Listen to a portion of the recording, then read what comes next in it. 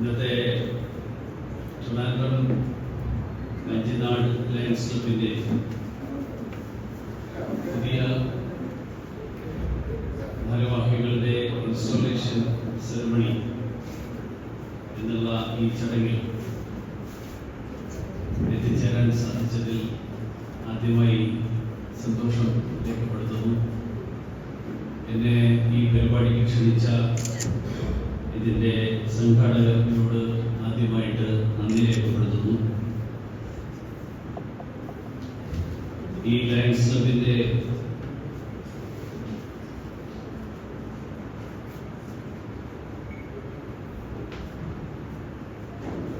President Shri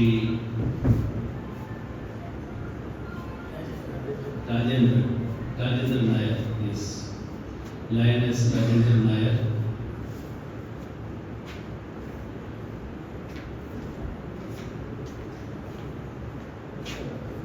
first district vice district governor engineer Shri Anilkumar B,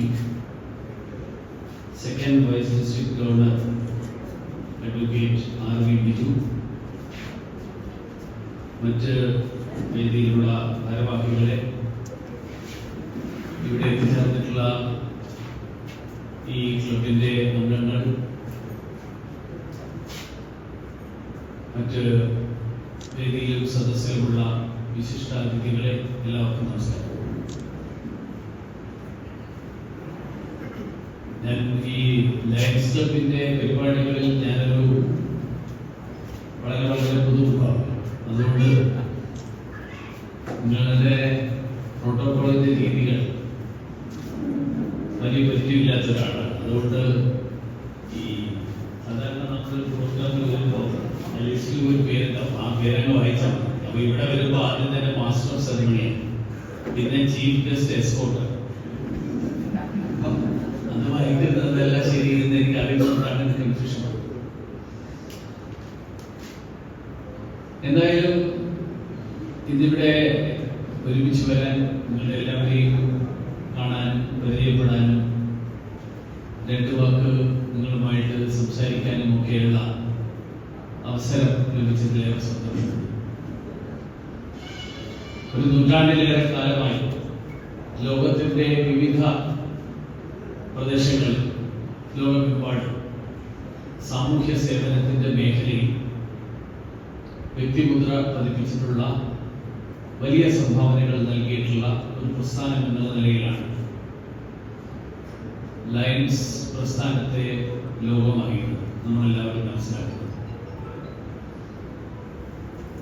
അങ്ങനെയുള്ള ഒരു പ്രവർത്തനത്തിന്റെ പ്രാധാന്യം, ആ പ്രാധാന്യം ഏറെ വർദ്ധിച്ചിരിക്കുന്ന ഒരു കാലഘട്ടത്തിൽ കൂടിയാണ് നമ്മൾ ഇന്ന് ജീവിക്കുന്നത്. ഒരുപക്ഷെ ലയൺസ് ക്ലബ്, ലയൺസ് പ്രസ്ഥാനം ആരംഭിച്ചിരുന്ന കാലഘട്ടത്തിൽ അന്ന് പ്രയോറിറ്റീസ് എന്നുള്ള നിലയിൽ കണക്കാക്കിയിരുന്ന കാര്യങ്ങൾ, ആ കാര്യങ്ങളിൽ നിരവധി കാര്യങ്ങൾ ഇന്നും പ്രസക്തമായിട്ടുള്ളതുണ്ടാകാം. കാലഘട്ടത്തിനനുസരിച്ച് പുതിയ പ്രയോറിറ്റീസ്, ആ പ്രയോറിറ്റീസ് ഉണ്ടായിട്ടുണ്ട്.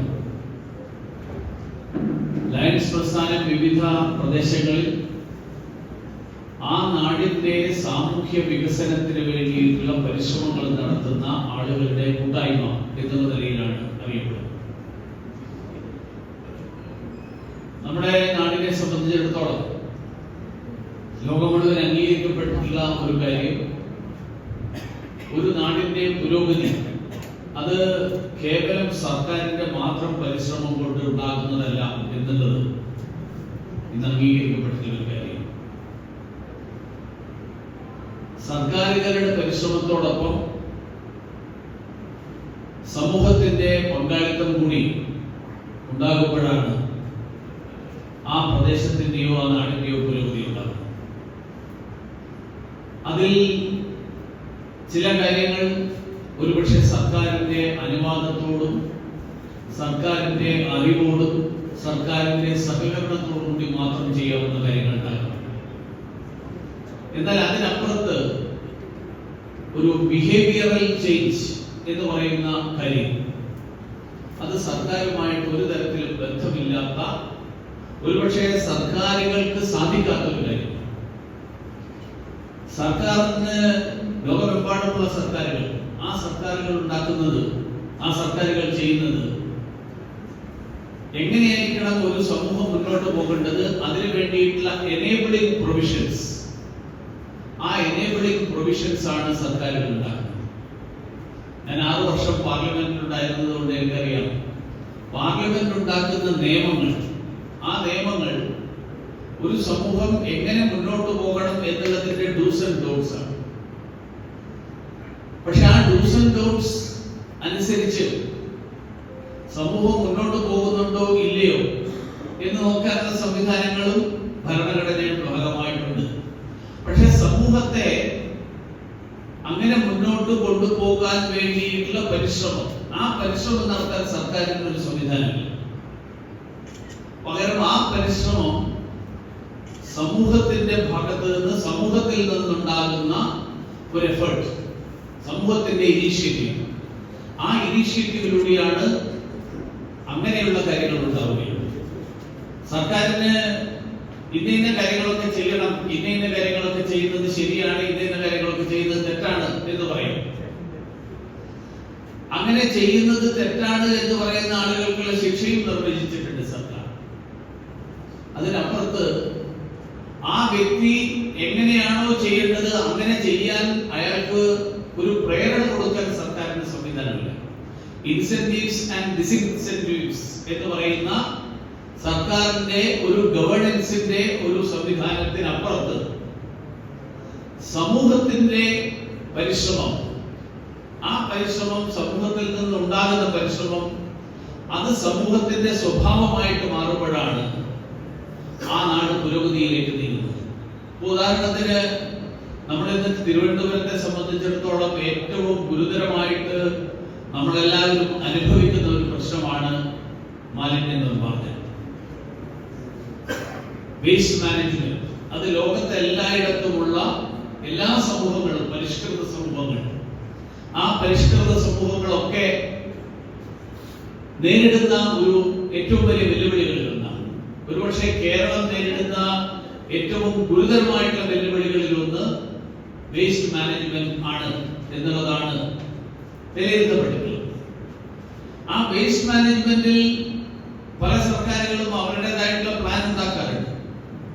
പക്ഷേ എന്തുകൊണ്ട് വേസ്റ്റ് ശരിയായ രീതിയിൽ മാനേജ് ചെയ്യപ്പെടുന്നില്ല എന്നതിനെ കുറിച്ച് നമ്മളൊന്ന് പരിശോധിച്ചു കഴിഞ്ഞാൽ അതിൽ ആ സമൂഹത്തിന്റെ ഒരു ബിഹേവിയറൽ പാറ്റേൺ എന്ന് പറയുന്നതിൽ കൂടി അതിലൊരു റോൾ ഉണ്ട്. ആ ബിഹേവിയറൽ പാറ്റേൺ മാറ്റിയെടുക്കാൻ ഒരു മോട്ടിവേഷണൽ ആക്ടിവിറ്റി, ആ മോട്ടിവേഷണൽ ആക്ടിവിറ്റി നടത്താൻ സർക്കാരിന്റെ കയ്യിൽ അങ്ങനെ ഒരു സംവിധാനമില്ല. സർക്കാരിന് ചെയ്യാവുന്നത് ബിൽ സ്ഥാപിക്കാം, സർക്കാരിന് ചെയ്യാവുന്നത് നമ്മുടെ CCTV ക്യാമറ സ്ഥാപിക്കാം, സർക്കാരിന് ചെയ്യാവുന്നത് അങ്ങനെ നിയമം ലംഘിക്കുന്നവർക്ക് ശിക്ഷ അല്ലെങ്കിൽ പിഴ ഈടാക്കാം. ഈ പ്രശ്നത്തിന് പരിഹാരം കണ്ടെത്തുന്ന രീതിയിൽ അവരുടെ സ്വഭാവത്തിൽ മാറ്റം വരുത്തുന്നു എന്നുള്ളത് അത് സമൂഹത്തിൽ മാത്രമേ സാധിക്കുള്ളൂ. ആ സമൂഹത്തിൽ നടത്തുന്ന പ്രവർത്തനങ്ങളിലൂടെ മാത്രമേ സാധിക്കുള്ളൂ. ഇന്ത്യയിൽ കഴിഞ്ഞ ഏതാനും വർഷങ്ങളായിട്ട് ഏറ്റവും ശുചിത്വമുള്ള നഗരമായിട്ട് അംഗീകരിക്കപ്പെട്ടിട്ടുള്ളത് മധ്യപ്രദേശിലെ ഇൻഡോറാണ്. കഴിഞ്ഞ വർഷം, കഴിഞ്ഞതിന്റെ അപ്പുറത്തെ വർഷം നമ്മുടെ വിദേശകാര്യ വകുപ്പ് എല്ലാ വർഷവും നടത്തുന്ന പ്രവാസി സംഗമം, 2 വർഷത്തിലൊരിക്കൽ നടത്തുന്ന പ്രവാസി സംഗമം, ആ പ്രവാസി സംഗമം ഇൻഡോറിലാണ് നടന്നത്. അപ്പൊ ഇൻഡോറിലെ മേയർ, അതിന്റെ സംഘാടകൻ എന്നുള്ള നിലയിൽ അദ്ദേഹവുമായിട്ട് വളരെ കൂടുതൽ ഇടപഴകാനുള്ള ഒരു അവസരമുണ്ട്.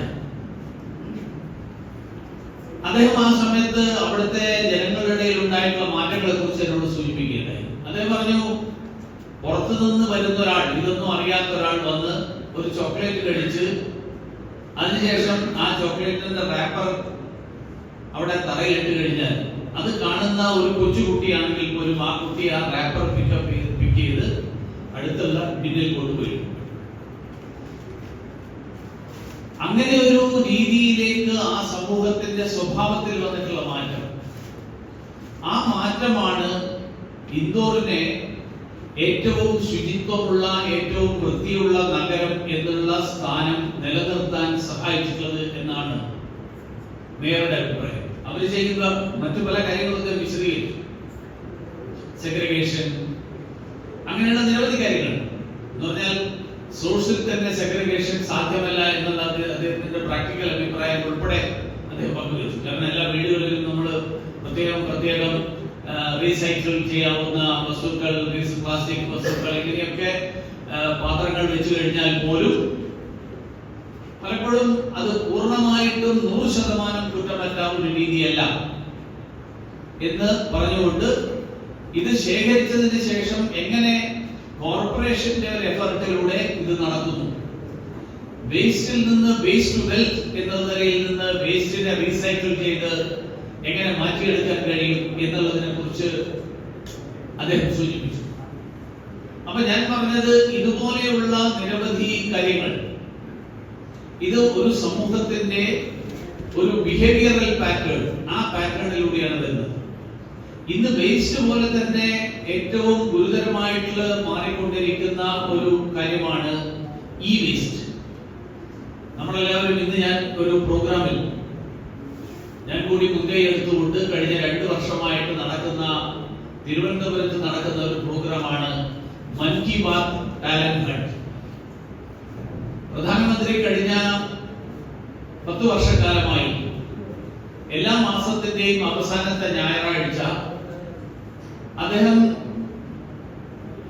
റേഡിയോയിലൂടെ ലോകത്തോട് സംവദിക്കുന്ന ഒരു പരിപാടിയാണ് മൻ കി ബാത്. ആ മൻ കി ബാത്തിൽ അദ്ദേഹം സംസാരിക്കുന്ന വിഷയങ്ങൾ മുഴുവൻ തന്നെ അദ്ദേഹത്തിന്റെ നമ്മുടെ രാജ്യത്തിന്റെ വിവിധ ഭാഗങ്ങളിലുള്ള ഇന്ത്യക്കാരായിട്ടുള്ള ആളുകൾ നരേന്ദ്രമോദി ആപ്പിൽ അല്ലെങ്കിൽ ഇമെയിൽ വഴി അദ്ദേഹത്തെ അറിയിക്കുന്ന കാര്യങ്ങളാണ് അദ്ദേഹം നമ്മുടെ എല്ലാവരുടെയും മുന്നിൽ അദ്ദേഹം വീണ്ടും അവതരിപ്പിക്കുന്നത്. ഉദാഹരണത്തിന് വേമ്പനാട്ട് കായലിൽ പ്ലാസ്റ്റിക് വേസ്റ്റ് നീക്കം ചെയ്യുന്ന ഒരു പോളിയോ ബാധിച്ച ഒരു വ്യക്തി, ചെറുപ്പത്തിൽ തന്നെ പോളിയോ ബാധിച്ച് കൈകാലുകൾക്ക് ശേഷി നഷ്ടപ്പെട്ടിട്ടുള്ള രാജപ്പൻ എന്ന് പറയുന്ന ഒരു വ്യക്തിയെ കുറിച്ച് പ്രധാനമന്ത്രി മൻ കി ബാത്തിൽ പറഞ്ഞപ്പോഴാണ് നമ്മളെല്ലാവരും, മലയാളികളായിട്ടുള്ള നമ്മൾ ഉൾപ്പെടെയുള്ള ആളുകൾ അറിഞ്ഞത് ഇങ്ങനെ ഒരാൾ നമ്മുടെ ഇടയിൽ വേമ്പനാട്ട് കായലിലെ പ്ലാസ്റ്റിക് വേസ്റ്റ് നീക്കം ചെയ്യാൻ വേണ്ടി പരിശ്രമിക്കുന്നു എന്നത്. ആലുവയ്ക്കടുത്ത് ശ്രീമൻ നാരായണൻ എന്ന് പറയുന്ന ഒരു വ്യക്തി 1 ലക്ഷത്തോളം മൺപാത്രങ്ങൾ ഉണ്ടാക്കി ജീവജാലങ്ങൾക്ക്, മനുഷ്യരില്ലാത്ത പക്ഷിമൃഗാദികൾക്ക് അവരുടെ ജീവജലം എന്നുള്ള നിലയിൽ വെള്ളം കുടിക്കാൻ വേണ്ടിയിട്ട് മൺപാത്രങ്ങൾ ഉണ്ടാക്കി ആ പ്രദേശത്തെ നിരവധി സ്ഥലങ്ങളിൽ സ്ഥാപിച്ചുകൊണ്ട് നടത്തുന്ന പ്രവർത്തനത്തെ കുറിച്ച് നമ്മളെല്ലാവരും അറിഞ്ഞത് ഈ ഒരു ഇങ്ങനെ പ്രധാനമന്ത്രി മൻ കി ബാത്തിലൂടെ ഇങ്ങനെ ഒരാളെ കുറിച്ച് നമ്മളോട് പറഞ്ഞപ്പോഴാണ്. അങ്ങനെയുള്ള നിരവധി ഉദാഹരണങ്ങൾ, ആ ഉദാഹരണങ്ങൾ നമ്മുടെ ഇടയിൽ നടക്കുന്ന നിരവധി പ്രവർത്തനങ്ങൾ, ആ പ്രവർത്തനങ്ങൾ അതത് സമൂഹത്തിലുള്ള ആളുകൾ അദ്ദേഹത്തിന് ഇമെയിലായിട്ടോ നരേന്ദ്രമോദി ആപ്പിൽ ഒരു മെസ്സേജ് ആയിട്ടോ അറിയിക്കുന്നതിലൂടെയാണ് ഇതൊക്കെ നടക്കുന്നത്. ഇങ്ങനെ നടക്കുന്ന നിരവധി പരിശ്രമങ്ങൾ, ആ പരിശ്രമങ്ങളെ അധികരിച്ചുകൊണ്ടുള്ള ഒരു ടാലന്റ് ഹണ്ട് കഴിഞ്ഞ 2-3 വർഷമായിട്ട് തിരുവനന്തപുരത്തെ സ്കൂൾ കോളേജ് വിദ്യാർത്ഥികളുടെ ഇടയിൽ നടന്നുകൊണ്ടിരിക്കുകയാണ്. മേരാ യുവ ഭാരത് എന്നുള്ള പേരിൽ കേന്ദ്ര സർക്കാരിന്റെ യുവജന മന്ത്രാലയത്തിന്റെ കീഴിലുള്ള സ്ഥാപനവും അതോടൊപ്പം ഗ്ലോബൽ ഗിവേഴ്സ് ഫൗണ്ടേഷൻ എന്ന് പറയുന്ന നമ്മുടെ തിരുവനന്തപുരത്ത് ഞാൻ നേരത്തോട് സംസാരിക്കുമ്പോൾ പറയായിരുന്നു സുമത്തിനെ കുറിച്ച്, അതുപോലെയുള്ള എഞ്ചിനീയറിംഗ് കോളേജുകളിൽ പഠിച്ച് നമ്മുടെ തിരുവനന്തപുരം CET പഠിച്ചിട്ടുള്ള ഫോർമർ സ്റ്റുഡൻസ് ആയിട്ടുള്ള ഇപ്പോ മറ്റ് വിദേശ രാജ്യങ്ങളിലൊക്കെ വർക്ക് ചെയ്യുന്ന ചില ആൾക്കാരുടെ എഫർട്ടിലൂടെ സൃഷ്ടിച്ചിട്ടുള്ള ഗ്ലോബൽ ഗിവേഴ്സ് ഫൗണ്ടേഷനും ചേർന്ന് രൂപീകരിച്ചിട്ടുള്ള സംഘടനയാണ്. അതിലൊരു പെൺകുട്ടി അതിന്റെ ടാലന്റ് ഹണ്ടിൽ പ്രൊജക്ട് പ്രസന്റേഷനിൽ ഇന്ന് ലയോള കോളേജിൽ ലയോള സ്കൂളിലെ കുട്ടി സംസാരിച്ചപ്പോൾ പറഞ്ഞത് ഈ വേസ്റ്റ് മാനേജ്മെന്റ്. കാരണം ഒരുപക്ഷെ നമ്മളാരും നമ്മുടെയൊക്കെ വീടുകളിൽ ഉപയോഗശൂന്യമായിട്ടുള്ള എത്രയോ മൊബൈൽ ഫോണുകളുണ്ട്. കാരണം എനിക്ക് എന്റെ സ്വന്തം അനുഭവം ഉണ്ടായി. നമ്മൾ ഒരു മൊബൈൽ ഉപയോഗിച്ച് കുറച്ച് കഴിയുമ്പോൾ ഒന്നുകിൽ അത് ഉപയോഗശൂന്യമാകും, അല്ലെങ്കിൽ പുതിയ മോഡൽ വരുമ്പോൾ നമ്മളൊരു പുതിയ മോഡൽ എടുക്കും. അപ്പൊ പഴയ മോഡൽ നമ്മൾ എന്ത് ചെയ്യണമെന്ന് നമുക്ക് തന്നെ ഒരു ഉറപ്പില്ല. അപ്പൊ ആ കുട്ടി പ്രപ്പോസ് ചെയ്തത് ഇലക്ട്രോണിക് ഉൽപ്പന്നങ്ങൾ വാങ്ങുമ്പോൾ തന്നെ ഒരു ഫിക്സഡ് എമൗണ്ട്, ഒരു നിശ്ചിത തുക ആ കടക്കാരന്റെ കയ്യിലോ ഏതെങ്കിലും ഒരു സംവിധാനം ഉണ്ടാക്കി ഡെപ്പോസിറ്റ് ചെയ്യാം. ഇത് തിരിച്ചു കൊടുത്തു കഴിഞ്ഞാൽ ആ പണം തിരിച്ചു കിട്ടും. അപ്പൊ നമ്മുടെ കയ്യിൽ വേസ്റ്റ് ജനറേഷൻ ഒഴിവാക്കി. പ്രധാനമന്ത്രി മൻ കി ബാത്തിൽ പറഞ്ഞൊരു കാര്യം, ഈ വേസ്റ്റിന്റെ ഏതാണ്ട് 17% അതിനെ റീസൈക്കിൾ ചെയ്തുകൊണ്ട് പലതരത്തിലുള്ള മിനറൽസ്, ക്രിട്ടിക്കൽ മിനറൽസ് ഉൾപ്പെടെയുള്ള മിനറൽസ്, അങ്ങനെയുള്ള മിനറൽസ് ഉൽപ്പാദിപ്പിക്കാൻ സഹായകരമായിട്ടുള്ള നിരവധി വസ്തുക്കൾ ഇതിലുണ്ടെന്നുള്ളതാണ്. ഞാൻ പറഞ്ഞു വന്നത്, ഇത്തരത്തിലുള്ള നിരവധി കാര്യങ്ങൾ, ഈ നിരവധി കാര്യങ്ങൾ ഒരു ബിഹേവിയറൽ ചേഞ്ച് സമൂഹത്തിൽ ഉണ്ടാകുമ്പോഴാണ് ഇത്തരത്തിലുള്ള കാര്യങ്ങൾ പ്രാവർത്തികമാകുന്നത്. സർക്കാരിന് നിയമമില്ല, അല്ലെങ്കിൽ നിയമം ഉണ്ടാക്കിയാൽ പോലും ആ നിയമം പ്രാവർത്തികമാക്കാൻ വേണ്ടിയിട്ടുള്ള കുറ്റമറ്റ ഒരു സംവിധാനം ഒരു സർക്കാരിനും പ്രാവർത്തികമാക്കാൻ കഴിയില്ല. കാരണം നമ്മുടെ പോലീസുകാരുടെ എണ്ണം ജനങ്ങളുടെ എണ്ണത്തെക്കാൾ എത്രയോ കുറവാണ്. അപ്പൊ അങ്ങനെയുള്ള ഒരു സാഹചര്യത്തിൽ ലയൺസ് ക്ലബ്ബ് പോലെയുള്ള പ്രസ്ഥാനങ്ങൾ, നിങ്ങൾ ധാരാളം, ഞാനിപ്പോ എന്താണ് പുതിയ പ്രൊജക്ട്സിന്റെ ഇനോഗ്രേഷനെ കുറിച്ച് ഞാൻ ചോദിച്ചപ്പോൾ നിരവധി പ്രൊജക്ടുകളെ കുറിച്ച് അദ്ദേഹം സൂചിപ്പിച്ചു. എന്ന് പറഞ്ഞാൽ ഹങ്കർ ഫ്രീ, അല്ലെങ്കിൽ എൻവയൺമെന്റ്, അതുപോലെയുള്ള നിരവധി സ്കിൽ ഡെവലപ്മെന്റ്, വിഷൻ, അങ്ങനെയുള്ള നിരവധി, എന്ന് പറഞ്ഞാൽ ആരോഗ്യ മേഖല, മനുഷ്യന്റെ അടിസ്ഥാന ആവശ്യങ്ങൾ, ഭക്ഷണം, വസ്ത്രം, പാർപ്പിടം, ഇതാണ് മനുഷ്യന്റെ അടിസ്ഥാന ആവശ്യം. ഈ അടിസ്ഥാന ആവശ്യങ്ങൾ നിറവേറ്റാൻ വേണ്ടിയിട്ടുള്ള നിരവധി പദ്ധതികൾ, ആ പദ്ധതികൾ നടപ്പിലാക്കുന്നുണ്ട് എന്ന് അറിഞ്ഞു. വളരെ സന്തോഷം. എനിക്ക് പ്രത്യേകിച്ച് ഇവിടെ ലയൺസ് ക്ലബിന്റെ മുന്നിൽ വെക്കാനുള്ള ഒരു സജഷൻ, കേരളത്തെ സംബന്ധിച്ചിടത്തോളം, അല്ലെങ്കിൽ നമ്മുടെ രാജ്യത്തെ സംബന്ധിച്ചിടത്തോളം നമ്മൾ നേരിടുന്ന ഏറ്റവും ഗുരുതരമായിട്ടുള്ള പ്രശ്നമാണ് നമ്മുടെ സ്കിൽ ഗ്യാപ്പ്. എനിക്ക് കഴിഞ്ഞ വർഷം നമ്മുടെ G20 അധ്യക്ഷത ഇന്ത്യ വഹിച്ച സമയത്ത് ഇന്ത്യയുടെ സ്പീക്കർ പാർലമെന്റേറിയൻസിന്റെ ഒരു സമ്മേളനം വെച്ചിരുന്നു, P20. G20 പെടുന്ന രാജ്യങ്ങളിലെ പാർലമെന്റേറിയൻസ്. അപ്പൊ എന്റെ ആ പ്രോഗ്രാമിൽ വൈകുന്നേരം ഞാൻ ഒരുമിച്ച് ആഹാരം കഴിക്കാൻ ഒരുമിച്ചിരുന്നപ്പോ എന്റെ തൊട്ടടുത്ത സീറ്റിൽ ഉണ്ടായിരുന്നത് സൗത്ത് കൊറിയയിലെ പാർലമെന്റിലെ സ്പീക്കറാണ്. സൗത്ത് കൊറിയയുടെ പ്രത്യേകത നമ്മൾ ഗൂഗിൾ നോക്കിയാൽ അറിയാം. സൗത്ത് കൊറിയയും കേരളവും തമ്മിൽ വളരെ കൂടുതൽ സാമ്യതയുണ്ട്. കാരണം നമ്മുടെ ജനസംഖ്യയുടെ ഏതാണ്ട് അതേ ജനസംഖ്യയാണ് സൗത്ത് കൊറിയ. നമ്മുടെ സൈസിന്റെ അത്ര തന്നെ അവരുണ്ട്. പക്ഷേ സൗത്ത് കൊറിയ അവരുടെ GDP നമ്മളതിന്റെ ഇന്ത്യയുടെ GDPയുടെ ഏതാണ്ട് 40-50 ഇരട്ടിയാണ്. GDP ഇന്ന് ലോകത്ത് ഒരു സമൂഹം പുരോഗതിയിലേക്ക് നീങ്ങുന്നത് അവരുടെ മിനറൽ വെൽത്തിന്റെ, അവരുടെ നാച്ചുറൽ റിസോഴ്സസിന്റെ അടിസ്ഥാനത്തിൽ എന്നതിലുപരി അവരുടെ സ്കിൽ കേപ്പബിലിറ്റി കൊണ്ടാണ്. ആ കാര്യം നോക്കിക്കഴിഞ്ഞാൽ സൗത്ത് കൊറിയയുടെ സ്കിൽ ട്രെയിൻഡ് മാൻ പവർ എന്ന് പറയുന്നത് ഏതാണ്ട് 95% ആണ്. ഇന്ത്യയുടെ സ്കിൽ ട്രെയിൻഡ് മാൻ പവർ എന്ന് പറയുന്നത് 5-6%. ഈ സ്കിൽഡ് മാൻ പവർ ഇന്ന് ഗ്ലോബലൈസ്ഡ് ആയിട്ടുള്ള ഒരു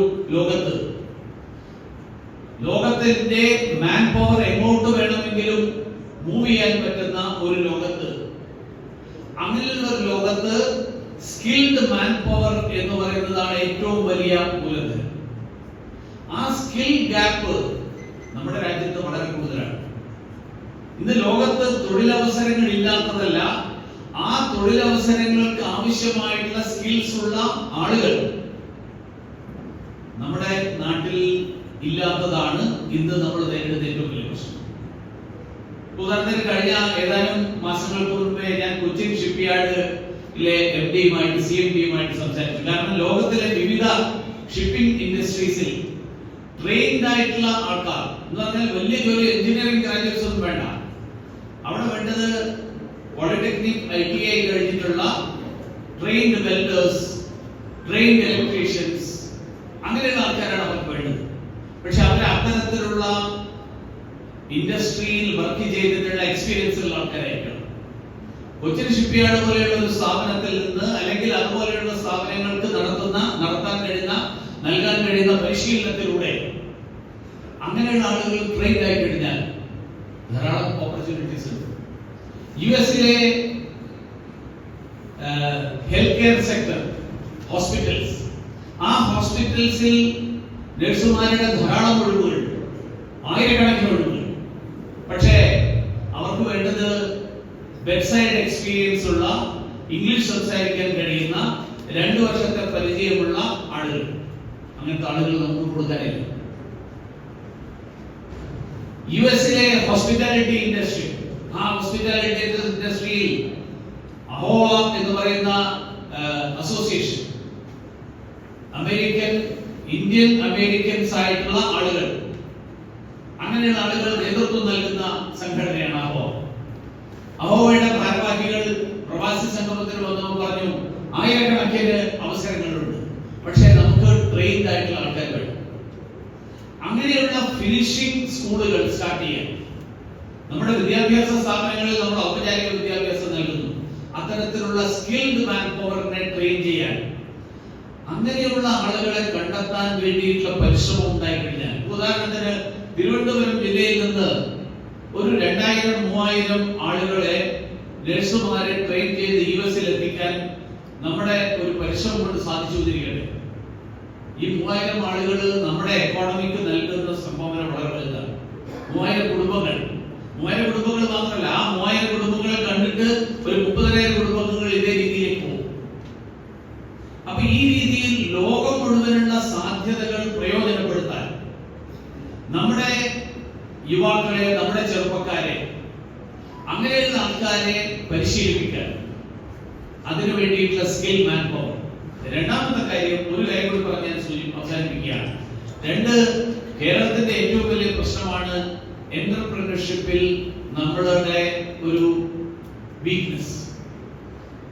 ഇപ്പൊ തമിഴ്നാട്ടിലോ മറ്റ് സംസ്ഥാനങ്ങളിലോ പോയി കഴിഞ്ഞാൽ ചെറിയ ചെറിയ വ്യവസായങ്ങൾ, വൻകിട കമ്പനികളല്ല ഞാൻ പറയുന്നത്, വൻകിട കമ്പനികൾ സ്ഥാപിക്കണമെങ്കിൽ അതിനാവശ്യമായിട്ടുള്ള പല സൗകര്യങ്ങൾ വേണം. ആ സൗകര്യങ്ങൾ കേരളത്തെ സംബന്ധിച്ചോളം കേരളത്തിൽ പരിമിതികൾ. പക്ഷെ ചെറുകിട കമ്പനികൾ, ഉദാഹരണത്തിന് വിഴിഞ്ഞം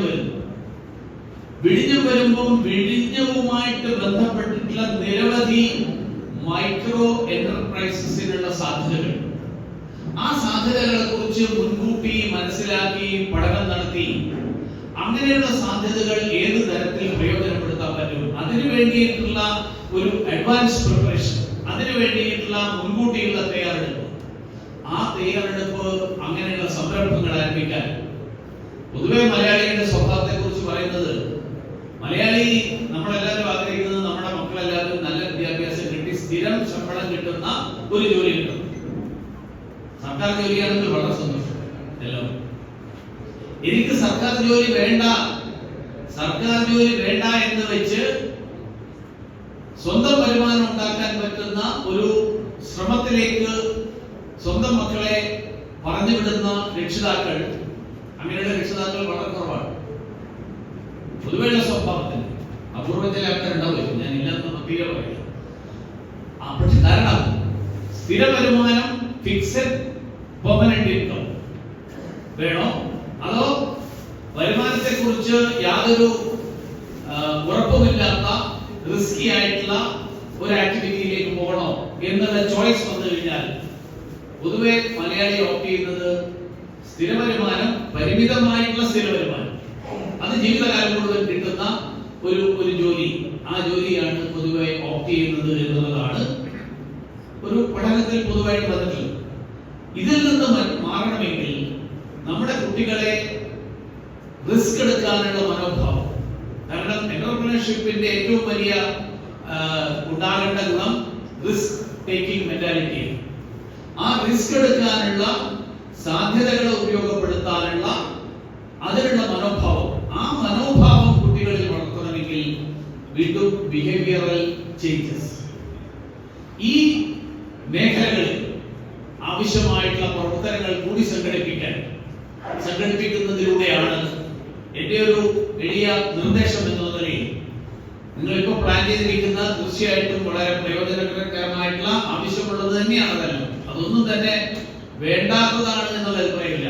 പക്ഷേ മാറുന്ന കാലഘട്ടത്തിനനുസരിച്ച് കേരളത്തെ മുന്നോട്ടേക്ക് നയിക്കാൻ, കേരളത്തെ പുരോഗതിയിലേക്ക് നയിക്കാൻ എന്റർപ്രണർഷിപ്പ് ആൻഡ് സ്കിൽ ഡെവലപ്മെന്റ്, ഈ രണ്ട് മേഖലകളിൽ നമ്മൾ നൽകാൻ പോകുന്ന ഊന്നൽ, നമ്മൾ നൽകാൻ പോകുന്ന മുൻഗണന, ആ മുൻഗണന സർക്കാരിന്റെ മുൻഗണനയിൽ ഉണ്ടാകണം. പക്ഷെ സർക്കാരിന്റെ മുൻഗണന ഉണ്ടായാലും ഇല്ലെങ്കിൽ ലയൺസ് പോലെയുള്ള പ്രസ്ഥാനങ്ങൾക്ക് ഈ കാര്യത്തിൽ വലിയ സംഭാവനകൾ നൽകാൻ കഴിയും എന്ന് വിശ്വസിക്കുന്ന ഒരാളാണ്. പ്രത്യേകിച്ച് സാമൂഹ്യ മേഖലയിൽ നിരവധി പ്രവർത്തനങ്ങൾ നടത്തുന്ന ഒരു പ്രസ്ഥാനം എന്ന നിലയിൽ അത്തരം പ്രവർത്തനങ്ങളിൽ കൂടി ലയൺസ് പ്രസ്ഥാനത്തിന്റെയും ഈ ലയൺസ് ക്ലബിന്റെയും പ്രവർത്തനങ്ങൾ വഴികാട്ടിയാവട്ടെ എന്ന് ആഗ്രഹിച്ചുകൊണ്ട് പുതുതായിട്ട് ഭാരവാഹികളായിട്ട് ഇന്ന് അവരോധിക്കപ്പെടുന്ന ഭാരവാഹികൾക്ക് ഒരു വിജയകരമായിട്ടുള്ള ഒരു പ്രവർത്തന വർഷം ആശംസിച്ചുകൊണ്ട്, അതോടൊപ്പം കഴിഞ്ഞ ഒരു വർഷക്കാലം വളരെ നല്ല രീതിയിൽ ഈ ലയൺസ് ക്ലബിനെ നയിച്ച ഇതുവരെ പ്രവർത്തിച്ച ഭാരവാഹികൾക്ക് അഭിനന്ദനങ്ങൾ നേർന്നുകൊണ്ട് എല്ലാവർക്കും ആശംസകൾ നേരുന്നു. നമസ്കാരം.